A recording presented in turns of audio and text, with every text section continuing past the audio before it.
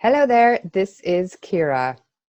In the next 15 minutes, I want to share with you 3 steps that, when you get them right, will help to position you for more wins.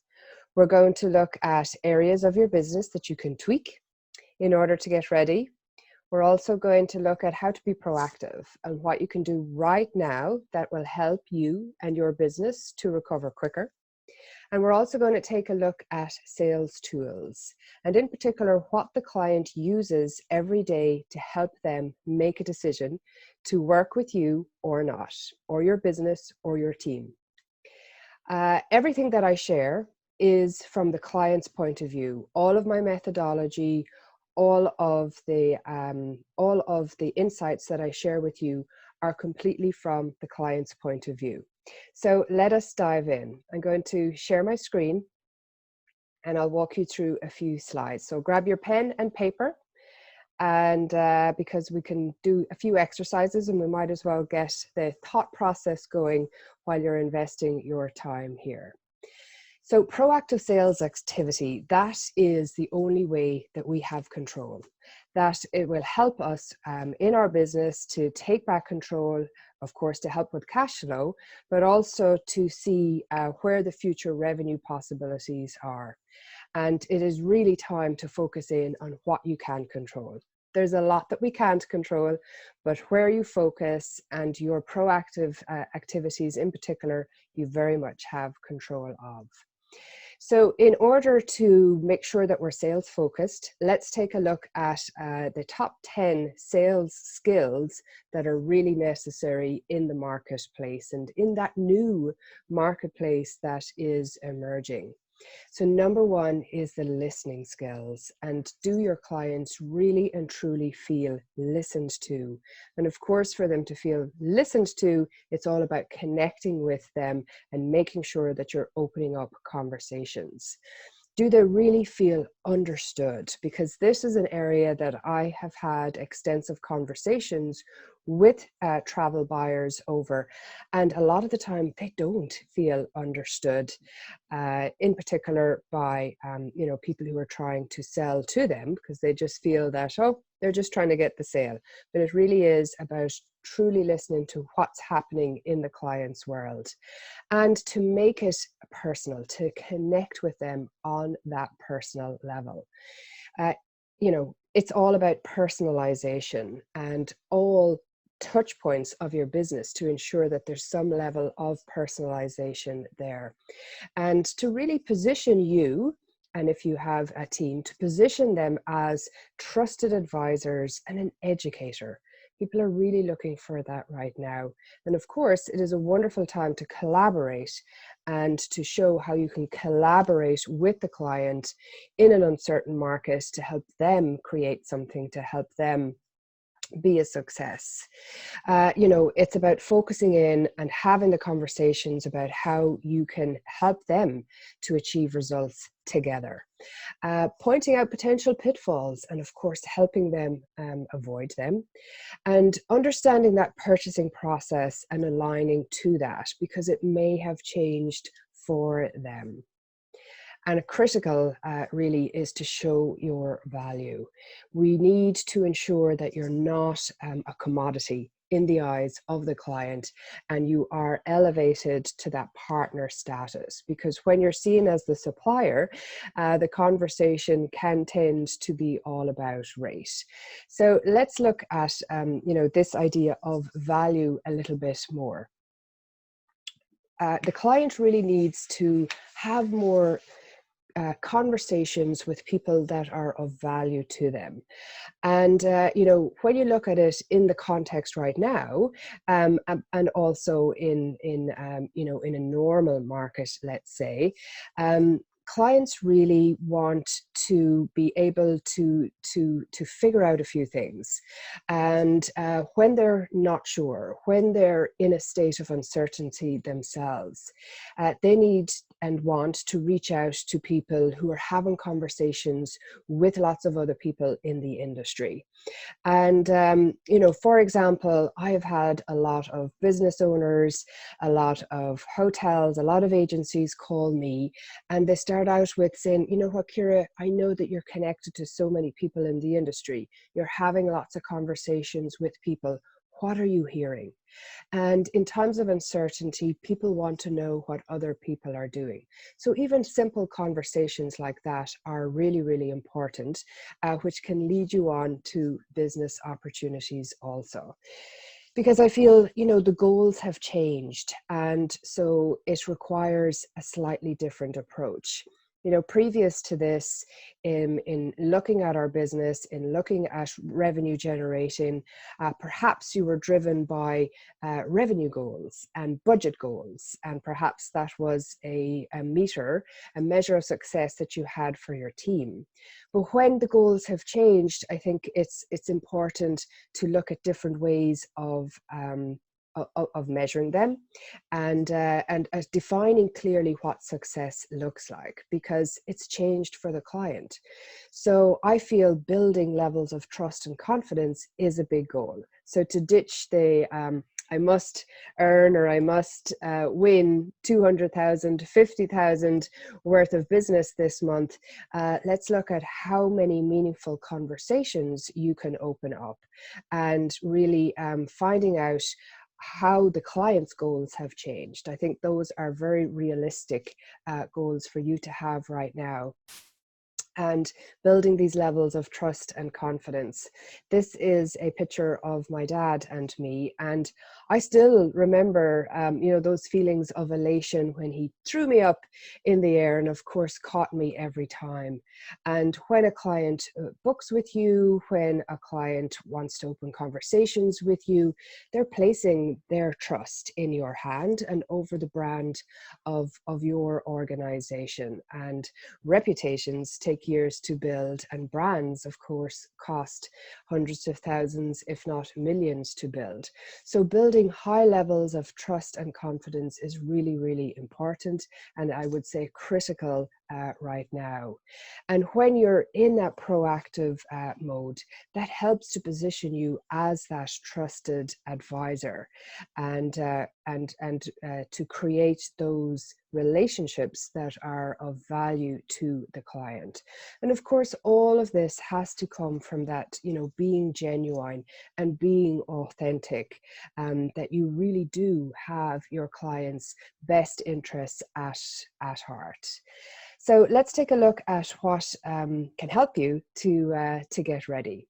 So I'm going to share with you 7 steps that I have figured out as to how the client thinks and buys. It's the experience that they need to go through in order to help them say yes to your business.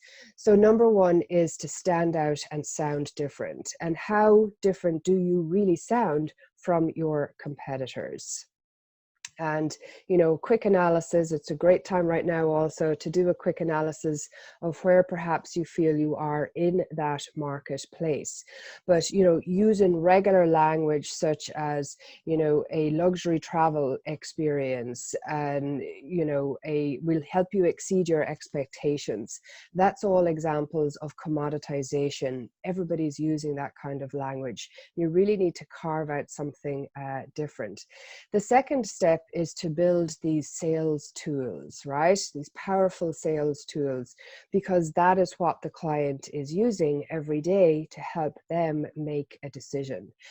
Interestingly, the clients have done a lot of research before they connect, and they're filtering you out right now based on what they're seeing out there in the marketplace. And we'll talk about this a little bit later. And of course, the critical one is writing proposals that win. When leads do come in, what's going to be super important is the ability to convert them. And of course, the proposal is a very important document, this RFP, in our marketplace, because so much emphasis is put on that, and clients tend to filter out potential people to work with based purely on that proposal.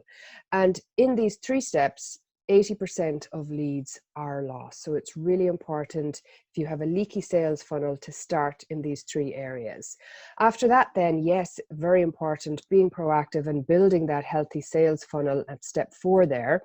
Doing that wow show around, the site tour. You know yourself, it's hard to get clients to this step, and it's going to be even harder from now on. So how effectively can you do that from your laptop, from the desktop, from the phone? Can you help the client make a decision to visualize their event with you from afar? Word of mouth marketing, repeat clients and referrals, it's wonderful when we have these in place, but is there a system to help you to do that? So over my career, I've always been talking to buyers, and in particular, the last 2 months, I've been speaking to a lot of buyers and hosting different workshops with them. And this is what I'm hearing. What does coming together again to meet look like? It's the big golden question, but it's very important to have a few ideas around this and to be helping the client to visualize the concept of events. They are really trying to work internally also with their stakeholders. They have to sell their travel programs, their events up, either internally to their C-suite, to the stakeholders, or to their clients. And so it's very important that we have a vision of how this might happen to help give them confidence to go ahead with things. And this is an example of a conference that has taken place in China. Everybody is wearing masks, and there are tests involved at this early stage, but it is happening. So the buyer is looking right now to see who is there. Who's open, who's answering the phone, who can I have a conversation with? Because if you're not open, and you know yourself, if hotels aren't open, it's very hard to have that confidence to actually go ahead and book an event. So keeping those lines of communication open and sharing what you're doing to prepare for the recovery. They're very, very interested in this at the moment. And I think it's really about getting that fine line between people feeling comfortable getting together and that balance with safety. It's very much a time for conversation, not a sales pitch.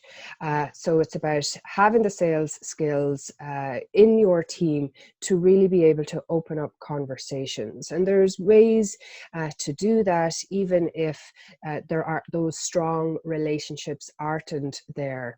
There's ways and means to do that. And I can share with you a little bit later how I can help you achieve this if that's important to you, because conversations do create cash.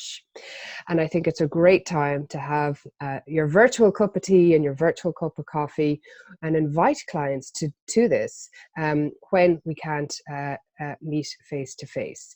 A great way to start a conversation, even with strangers, is how can I help you? Perhaps you've never worked with this person before, but you would really like to.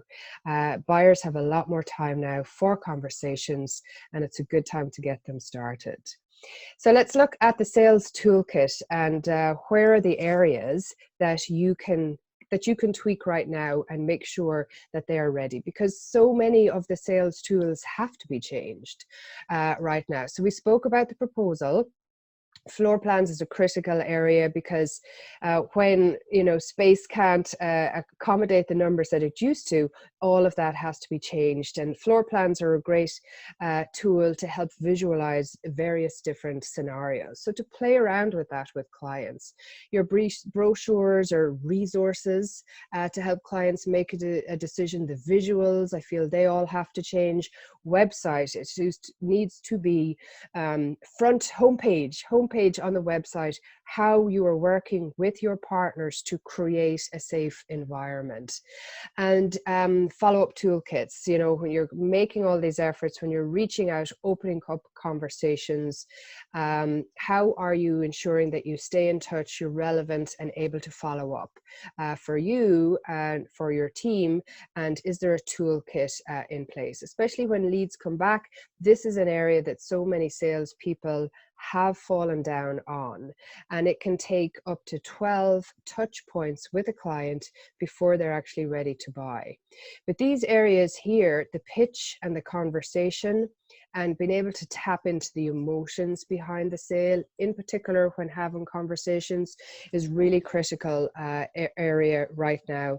And I think definitely an area that's worth spending a lot of time on in being able to identify the client's buying buttons and what's going to help them to make that decision. The art of listening is not to hear what someone says, but to hear how they feel. And this is so, so important in the whole sales area and in developing relationships with clients. And I think it's very important to really examine, are you listening to understand, or are you listening to reply? So many buyers have said to me, Ciara, I really just feel that salespeople, they just want me to say yes, sign the contract, and they're out of there, you know? And it really is, I think, a wonderful opportunity that we have right now to really, really listen to our clients and then be able to develop from there what you feel they need. And if you want to practice your listening skills, listening to birds and being able to identify the different types of birds, the different tweets out there, is a good way. Just even sitting in nature and observing what am I hearing can help. A very important area to address in the business right now is, are your team upskilled for the recovery? Because when we have been in a marketplace, a seller's marketplace for so long, it takes a different skill set to be able to really go out there, find the right kind of opportunities for your business, and of course be able to convert them. Because leads are a golden opportunity, and we want to make sure that a leaky sales funnel isn't being built. So addressing a lot of those sales tools that I mentioned a few slides ago will definitely help. But conversion rate in our industry traditionally has been quite low, 15–20%, generally depending on the amount of agents that you may or may not work with. So, you know, if 80% of leads are being lost, there's a lot of opportunity to plug those leaks, and it's a great time to do that. If you're interested in a guideline on how to lead your sales team through COVID-19, in particular on the revenue side, feel free to download this from my website. This is my contact information. I'd be very interested in connecting with you. But for right now, if you could spend a few minutes just thinking, what's your one thing? What are you taking away from the last 15 minutes of your life in terms of what are you going to take action on? Because if you don't take action on anything, then we've all wasted our time, right? So just pause for a minute and reflect. What is the one area, at least? You know, if we walk away with one idea, that would be great. What's the one thing that you're definitely going to focus on? And I like to put a timeline by it also to ensure that that it gets done. Okay. The pessimist complains about the wind. The optimist expects it to change, but the leader adjusts the sail. So well done on making those adjustments. Again, this is my contact information. Feel free to reach out. If you want to set up a conversation with me, please do. And if you would like to learn a lot more, if you really want to get work done in the comfortable and safe surroundings of a mastermind, I invite you to have a conversation with me about this. We're going to be walking through a number of different areas to help you recover and get your business ready. So we look at the buyer's point of view. We have live conversations with corporate association and agents in a very safe environment. We're going to take a look at the sales area. What is the time to sell? What is the right approach, or what are the tools that you need for the new economy? I think we really need to reinvent our business and the way we've looked at things, our approach to the travel market. And of course, building your virtual community, that isn't going to go away. It's still going to be important for reaching out to clients and relationship building online, and how to sell during a crisis. Thank you very much for your time. It's been a pleasure.